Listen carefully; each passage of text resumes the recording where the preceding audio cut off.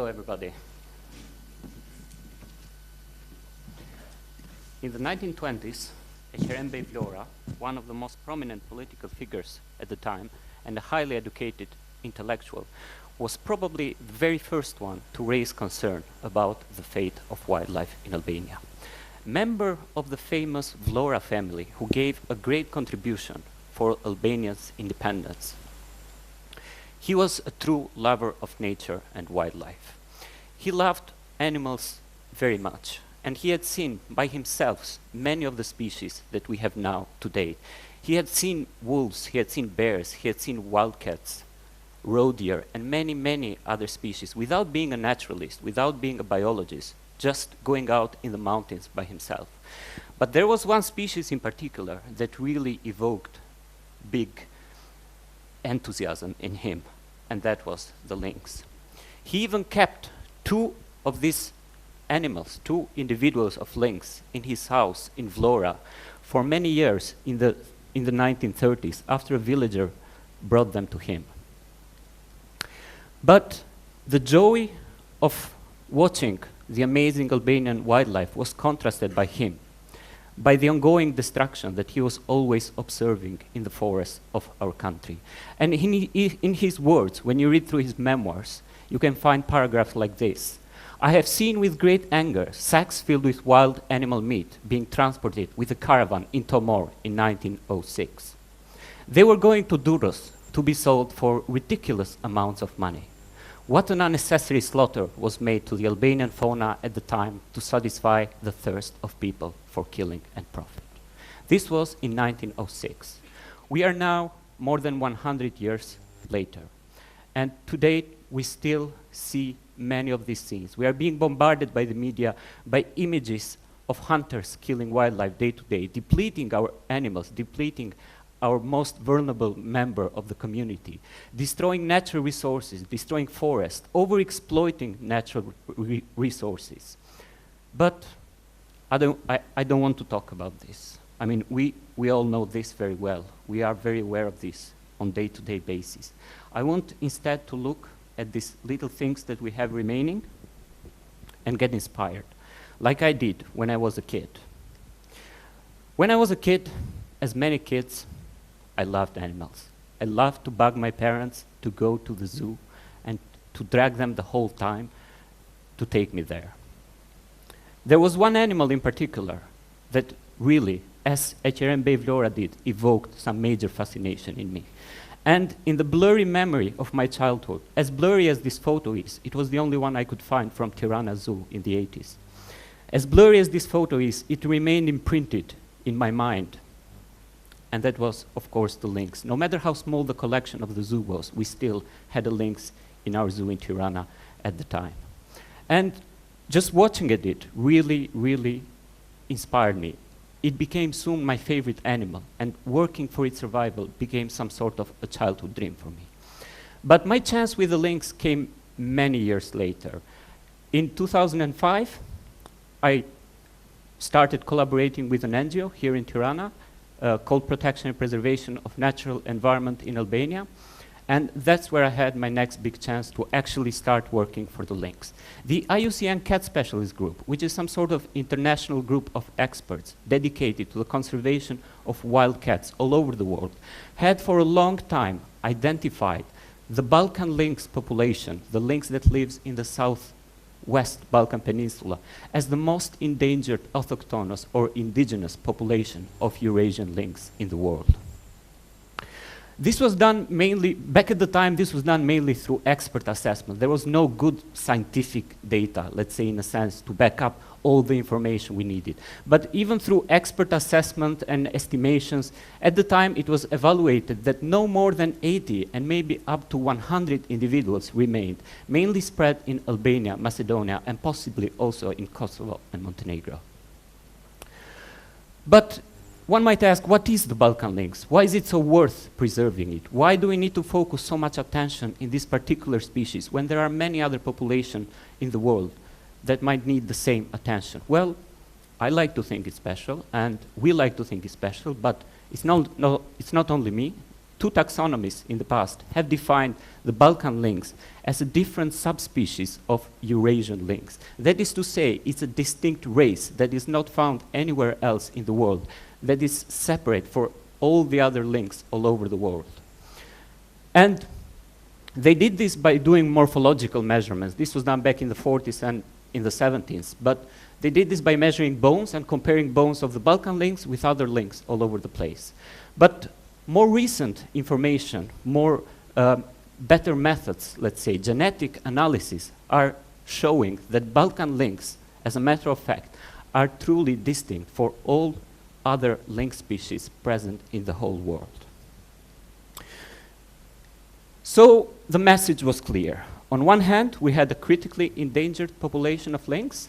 On the other hand, we had something special that was really worth preserving it. So back in 2005, the Balkan Lynx Recovery Program started as a partnership between Albanian, Macedonian, which were thought to be the last two countries where the lynx was present, and with international partners from Switzerland, Germany, and Norway. But from the beginning, it was very clear that this was not going to be a one-species focused project. Lynx is a large carnivore. And as a large carnivore, it stands on the top of the ecosystem. It stands on the top of the natural world. It doesn't have any other enemies. Only us humans are its enemy. So to save the Balkan lynx, we cannot just take actions against the factors that are causing him to go extinct, but we also need to protect the animals on which he feeds, on which they live. And to do that, we need to protect the nature as a whole. We need to protect the landscape where all this wildlife lives. So in a sense, working for lynx conservation becomes a much greater thing, becomes something bigger, becomes working for nature conservation in a whole. And there is an added aspect, is that all this wildlife doesn't live in remote areas far away from people. This wildlife shares landscape with rural mountain people. This wildlife shares landscape with people that live, work, and play in these areas. And therefore, to really try to understand how to save them, we need to understand how these people work, how these people create their relationships with nature and with wildlife. But there is another dimension, and that's a political one. To date, the Balkan lynx is known to be present in 4 different countries. So to save the Balkan lynx, we don't have only to deal with natural fragmentation, with natural habitat fragmentation, but we also have to deal with political fragmentation. There are 4 countries, Albania, Macedonia, Kosovo, and Montenegro, where the Balkan lynx might be present. We know for sure that in Albania and Macedonia it is present. So you cannot just say, okay, we're going to save the lynx in Albania and it's going to be fine, because nature knows no boundaries, and even less so do Balkan lynx, that need huge territories to roam. So one lynx that is protected in Albania, as soon as it goes over to Macedonia, it gets shot. All the efforts you have done for their protection, they're lost. So you need coordinated actions between all the 4 countries to come together under one objective in order for the project to be successful. And that's where we have built upon the Balkan Lynx project. We have built up on this approach, and to date, there is a coordinated network of researchers and other key stakeholders that take joint actions for the survival of this population. Back in 2005, 2006, we knew one thing, that we didn't know anything. There was a high probability that the Balkan lynx might have even gone extinct. There were some sources that were saying that. And we were actually starting a project in vain. So we had to go out. We had to go out and we had to talk to people, to ask them, people that spent a lot of time in nature, foresters, hunters, shepherds. We had to ask them if they had seen lynx or any other wildlife for the matter. And the information we got out of them was really amazing. It really gave us a better idea where to start looking. It really helped us to identify the areas where the lynx might be more present, where it might be present. And around at the same time, we started finding the first signs of Balkan lynx. But it wasn't the glorious lynx standing on the top of a cliff in the middle of the forest. Instead, we started finding them shot, mummified, in hunters' houses or in restaurants. This was very sad, of course, but in a sense, it was good information for us because it showed to us that they might still be out there. If there are some dead individuals here, there might be some alive individuals up in the mountains. But it wasn't all bad evidence. Around at the same time, after we started our tracking expeditions, we found the first ever Balkan lynx track in Mavrovo National Park in Macedonia in March 2006. That meant that the subspecies, that this population was still there, and it really brought our hopes high for its bright future. But we didn't stop at that. We wanted to see lynx with our own eyes. Well, if not with our own eyes, with the next best thing, with camera's eyes. So we started setting these devices in forest. These devices called camera traps, which are automated cameras that can independently trigger pictures of wildlife as soon as something crosses on their way. And it didn't take too long. In December 2007, we had the first photo of a Balkan lynx again in Mavrovo National Park in Macedonia. But it wasn't a glorious picture. It was only 10% of a lynx. We had a leg, and we had the very conspicuous tail. But it was enough for us. And as soon as you keep going with camera trapping, eventually you start getting better and better picture. So we now had proof for definite the Balkan lynx still survived.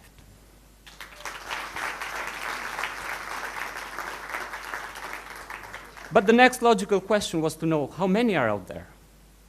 Of course, we need to know if there are few, if there are a lot. And camera trapping is a very good methodology to answer this question. Or more particularly, lynx is a very good species to answer this question because lynx have this special feature that the coat of every individual is unique. That means that there are no two lynx that have the same dot combination in their coat pattern. That means that by comparing different pictures of different lynx, we can clearly identify one individual from the other, and we can come up with numbers, how many individuals we have pictured. Like, for example, these two pictures, which show the same individual. But that wasn't enough.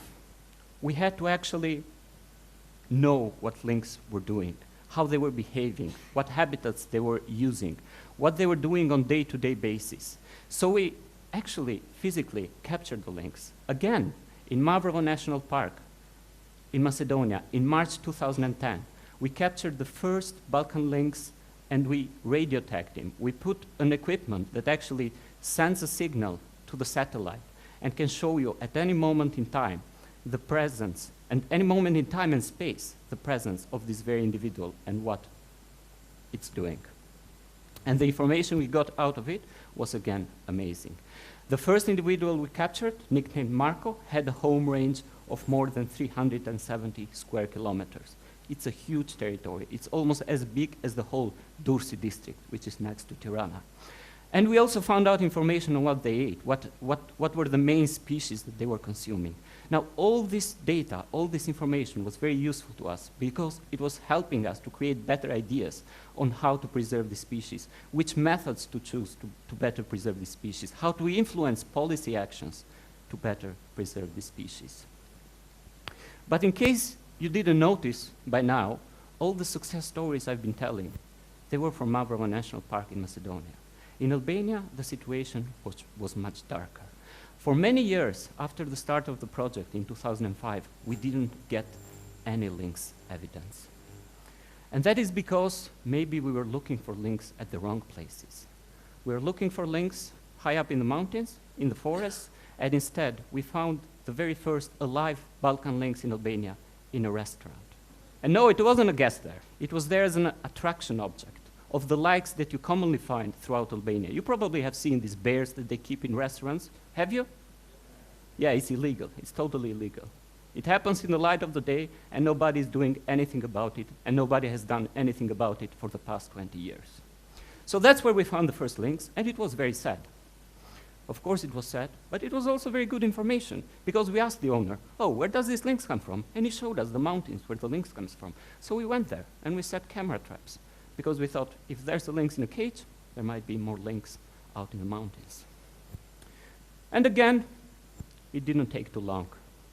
In March 2011, we got the first ever Balkan lynx picture in Albania in the mountains of north.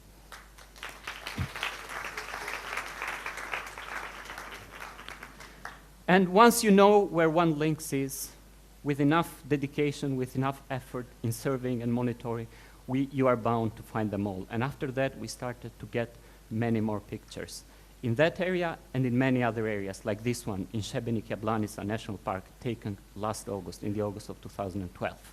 And up to date, we are continuing to generate more information and to get more pictures, to generate more data about the presence of Balkan lynx in Albania. But one might ask, okay, so you have now all this information. What are you doing about it? What are you doing to address the threats to the Balkan lynx? And the threats to the Balkan lynx are not few. There are a lot. I mean, besides direct persecutions, direct illegal killings of the animals, they are threatened by their food being taken away, pre-depletion. The animals that they actually eat, they are being hunted down to extinction. And they are threatened because their homes are being degraded. Our forests are being cut day to day, so they don't have anymore where to live. Well, we believe that our project has influenced a lot for the better. Our research in the field has found out where the lynx move, where the lynx are, how they move, and many other good information. So we have influenced policy actions, like this one. Srebrenica Blanica Mountains in May 2008 were proclaimed as the first national park purely coming from the work of the Balkan Lynx Recovery Program. And this was a huge area of 34,000 hectares that now was taken away from human destruction and set aside for conservation.